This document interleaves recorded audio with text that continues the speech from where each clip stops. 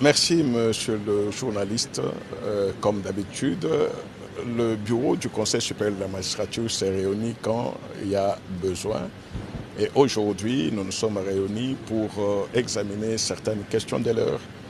Et un communiqué a été préparé à cet effet et il sera lu par le premier vice-président du bureau du Conseil supérieur de la magistrature en la personne du procureur général près la Cour constitutionnelle.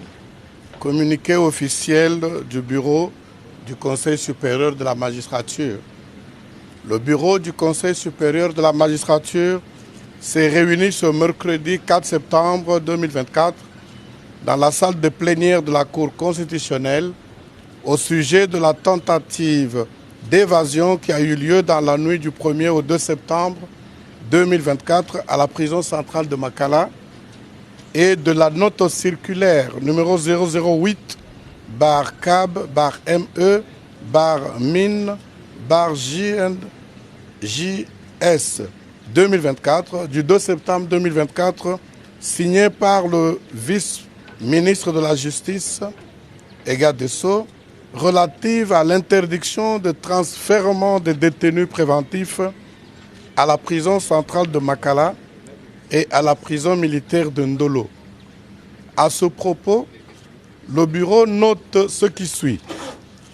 La prison centrale de Makala fut construite en 1957 avec une capacité d'accueil de 1500 détenus pour une population de plus ou moins 250 000 habitants de la ville de Kinshasa.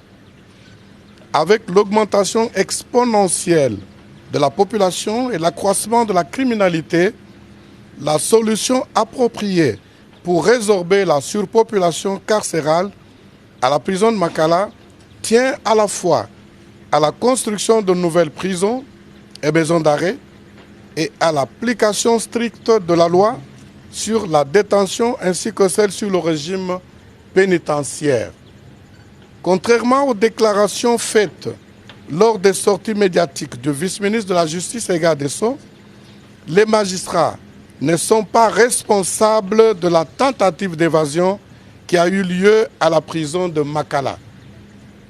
Certes, l'arrestation est l'exception, mais devant la hausse de la criminalité dans la ville, les arrestations et les détentions opérées par les magistrats constituent une réponse légale et idoine pour sécuriser la population.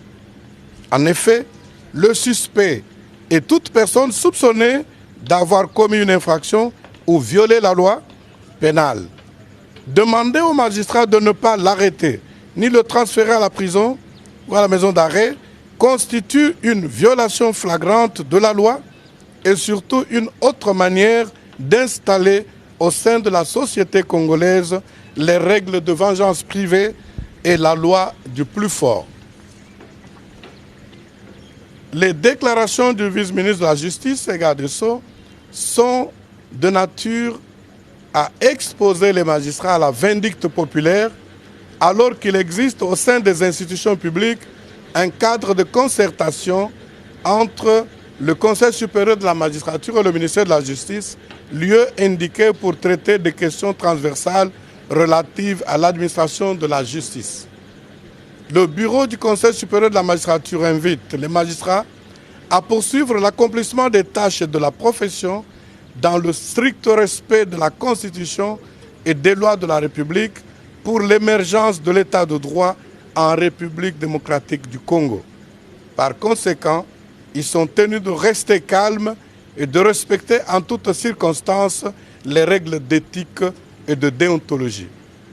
Le communiqué est signé par le président du Conseil supérieur de la magistrature et tous les membres du bureau du Conseil supérieur de la magistrature. Je vous remercie.